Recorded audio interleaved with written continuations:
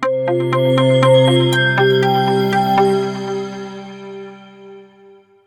welcome to The Citizen on the Record.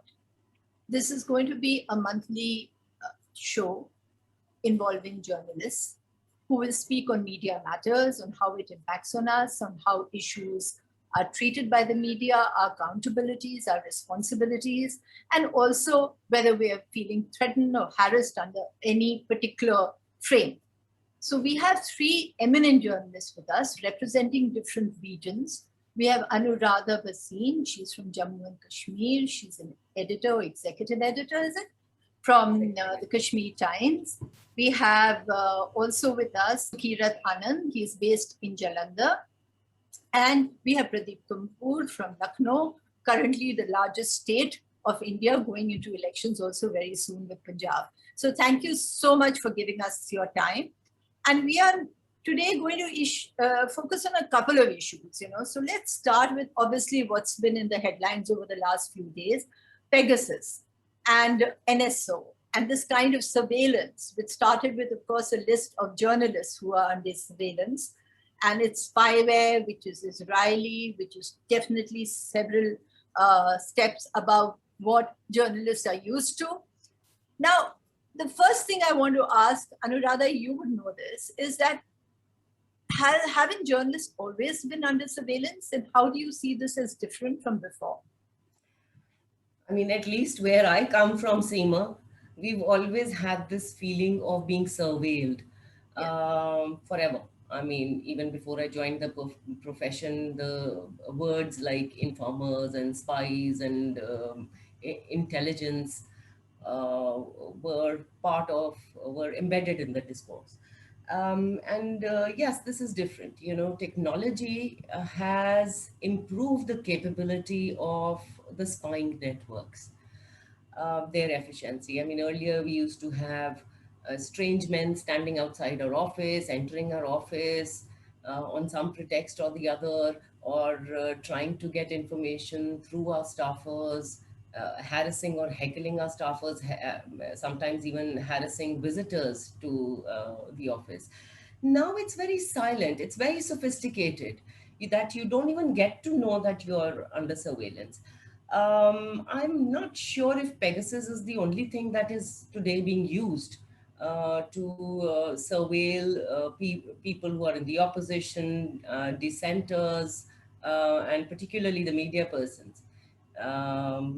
But this is one of the ways, and this is very, very intrusive. It goes right into your house and you don't know how it's going to be hitting you. No. Right? Yeah, exactly. I mean, it's covering you 24/7. I mean, which the earlier intelligence networks could not.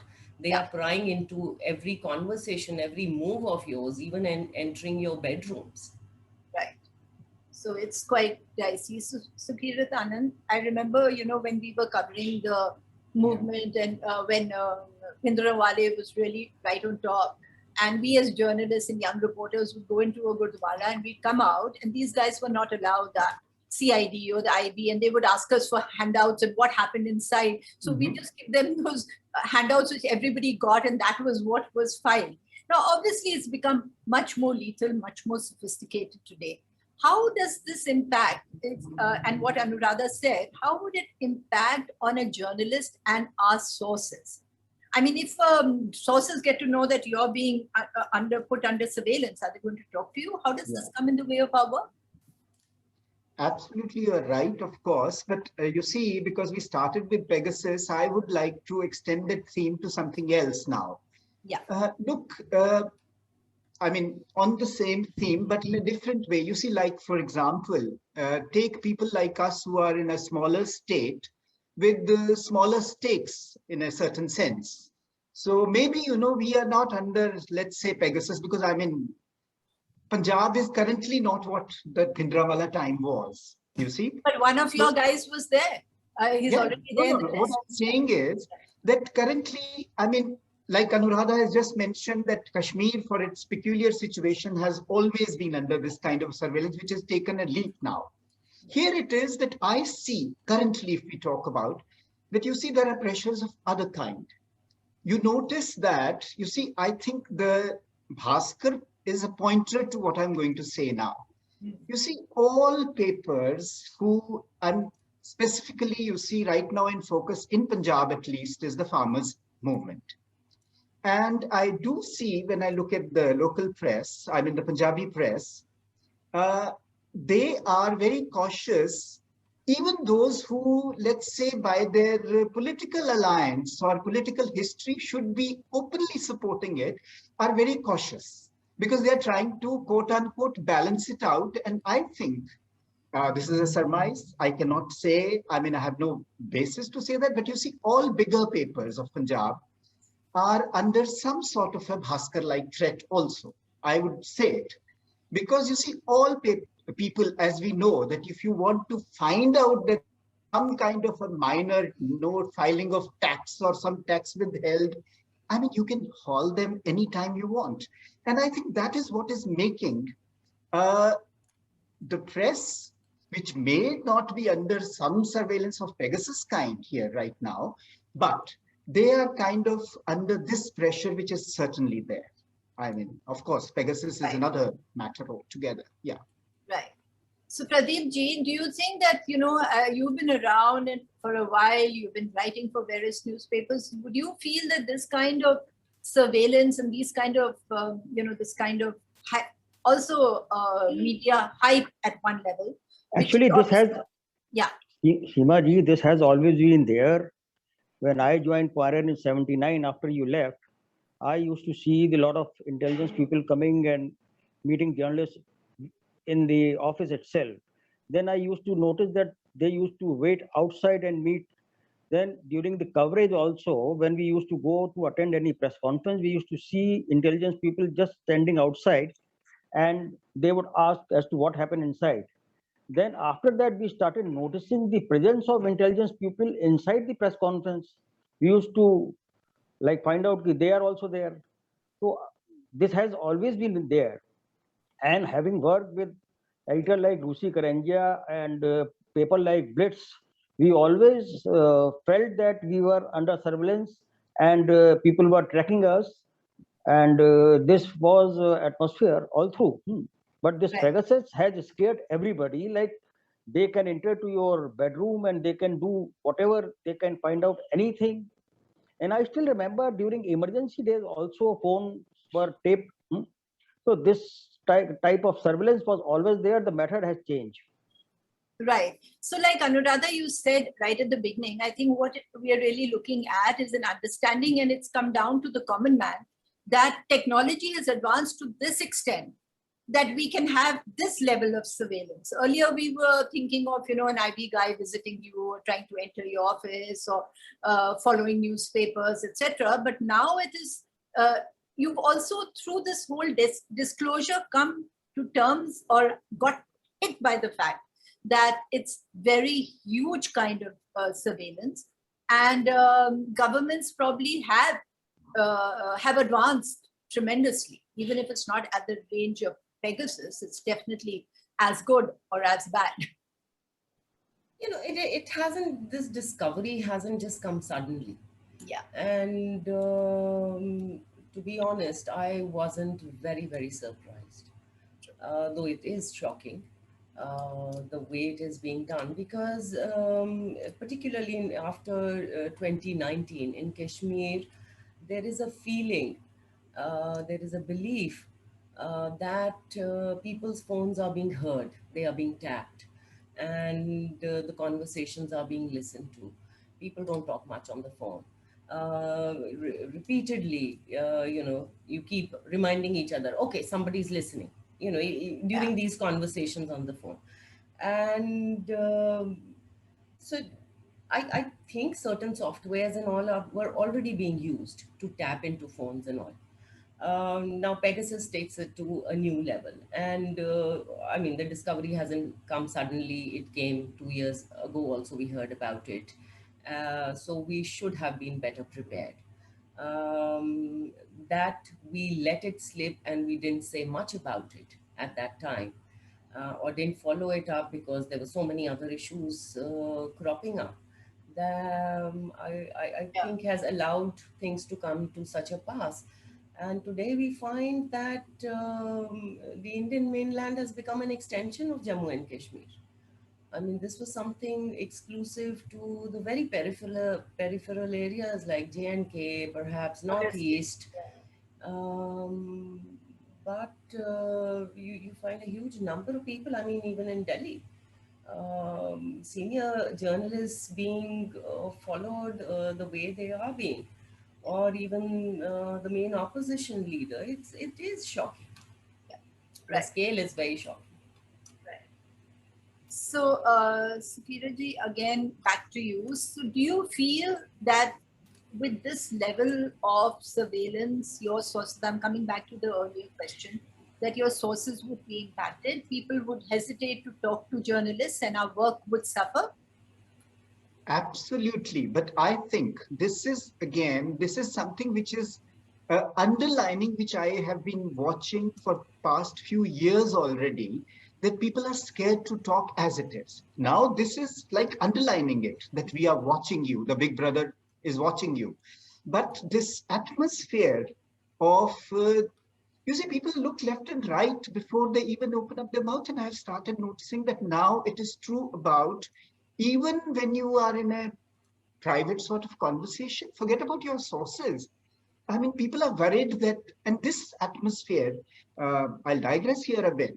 You see, I happen to have studied in Soviet Union at the height of what they call the Brezhnev years. And it somehow reminds me of those years because people had kind of two faces. Like when you trust somebody, you talk in a different way. Otherwise, you don't open up because you're never sure. And it's very unfortunate that even before Pegasus, now Pegasus is going to change things in a very different way, I suppose. But the people, I have no other word except to say that I sense an atmosphere of fear, which is very much there. Okay. Do you sense that same fear, Pradeep Kapoor? And do Fear has always been there because I remember whenever a senior journalist came to Lucknow and we were having discussion with local politicians in coffee house or in coffee day, if that particular journalist had a mobile, so this politician used to be very shy of talking. They would say that you keep your mobile inside your pocket, then only we will talk. I yeah, don't know whether you are recording it or not. So people are very shy of yeah, being recorded and being looked into. right. So while we are still with you, let me move to the raids that are going on right now. So, you know, we had Pegasus till today, and now we've got the raids on Dainik Bhaskar, and you're also telling me on Bharat Samachar, which is based in UP. This further creates fear, doesn't it? You, Pradeep ji. Yes. Yeah. Rightly said, because in such kind of atmosphere, Yeah. that if you say anything against the government, or if you write anything against the system, if you try to expose anything and you try to bring out something in limelight, then the raid by the IT or ED or any other, no, it's a message to others that if you do this kind of a thing, you will also follow the suit. So that is why the entire reporting has changed, and so much so that the institution of editor is gone, the support from the journalist union is gone, and the management of all the newspapers have compromised for a reason known to them. So in such an atmosphere that there is no protection for the journalist who wants to do a free, fair, and fearless. So that is how the message, because such kinds of raids are not only for Bharat Samachar, but giving the message to all other media also. So it's also giving a message, Sukirat, that you cannot, there are some issues that you can't write about. Yes, And we don't want you writing on, say, in this case, Absolutely. COVID, because Bhaskar did many exposes. Yeah. yes. Maybe you're feeling, Sukirat ji, you're feeling maybe the pressure on the farmer stir. I don't know, is that a censored topic or isn't it? No, let me put it this way, without naming names. Look, I sort of belong to represent a much smaller newspaper, so the pressures are also smaller. Okay. But you see, as we all know, that all newspapers usually have a certain political bias or inclination in any case. I mean, there are different papers, different managements. Now, one particular paper here, which is a large paper, which by its history and inclination should have been wholly solely with the farmers movement. I'm not getting into there like Yeah. who's right, who's wrong in this. Uh, the readers of that particular paper started noticing that it was taking a kind of very cautious sort of stance, as if they were trying to, again, quote unquote, balance it out. That if they say 50% for the movement, exactly 50% should be said for the government too, Yeah. which was very surprising because it was traditionally not that kind of a paper.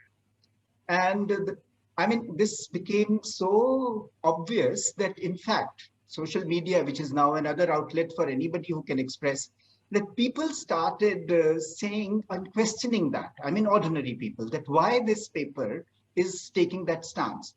And nobody will say it. And again, I don't have any reason, but people do think that these are pressures of the, for want of another word, Bhaskar kind. Right.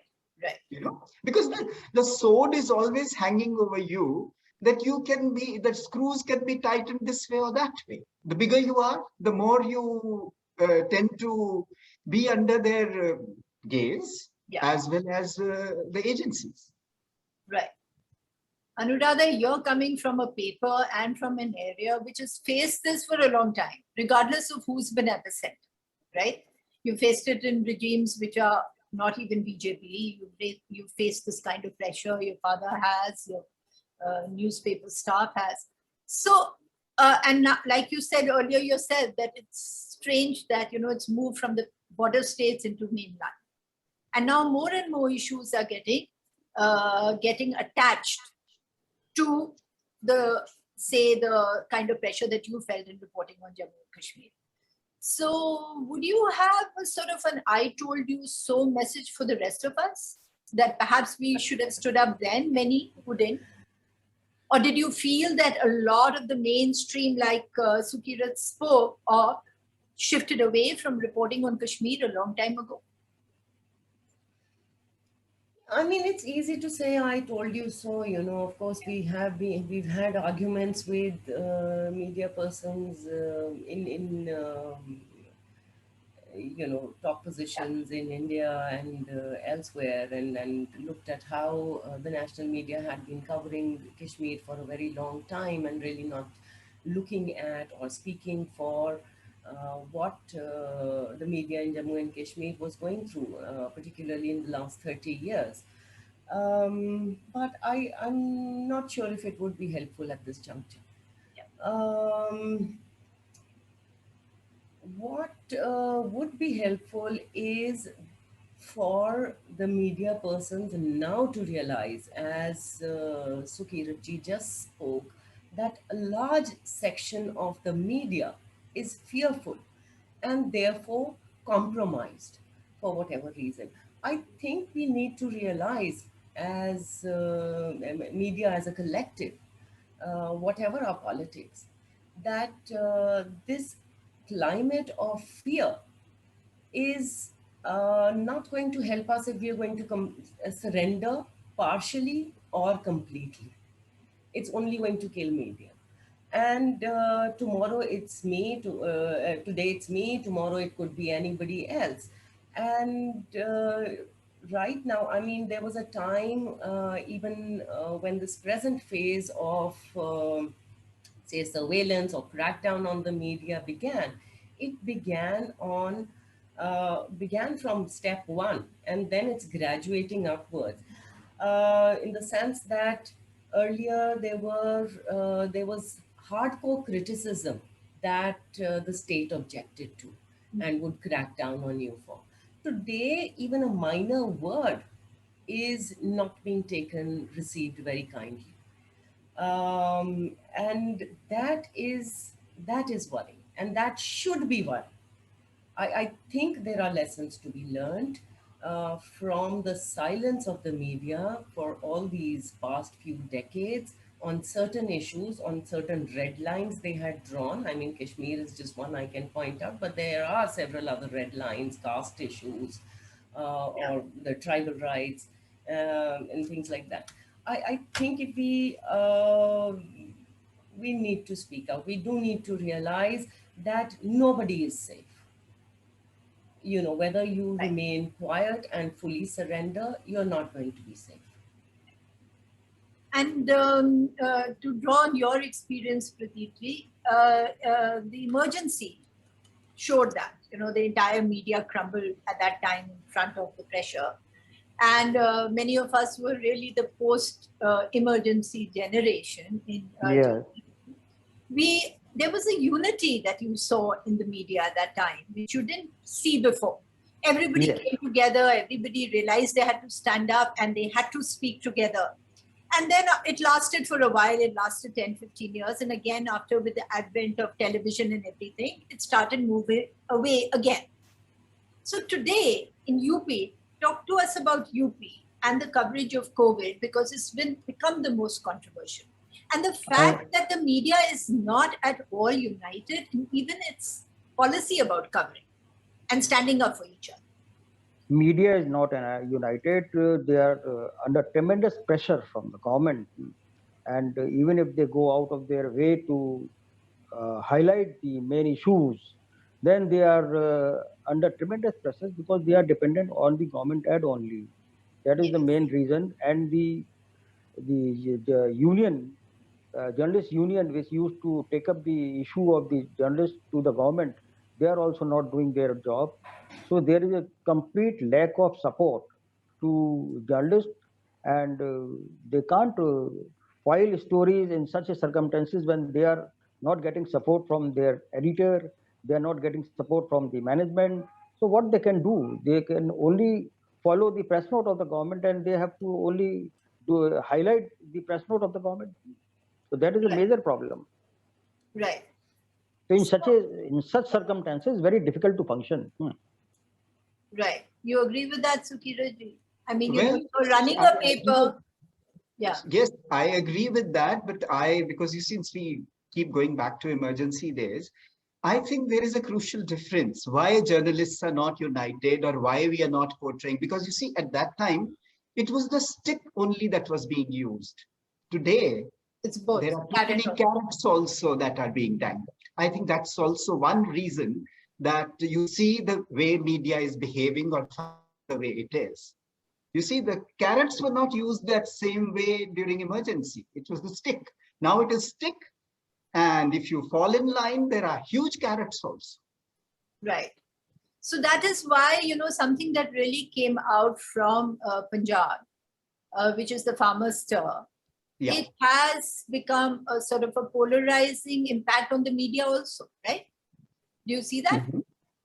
Mm-hmm. You see, it has, I mean, if your question is Punjab specific, it is. I would put it that it has not really polarized the media, at least ostensibly, because, look, let me put it this way, that all regional media is inherently biased in the sense that they have to take care of the general drift, you see.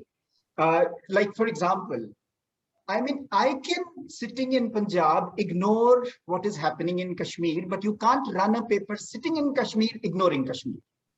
So that becomes a limitation, even for the people who are in Punjab, even if they are fully with the government, and there are papers like that they cannot not reflect some of what the people are feeling, because there is, you see, there is one thing for sure, that farmers movement has got a great deal of resonance in Punjab for whatever reasons.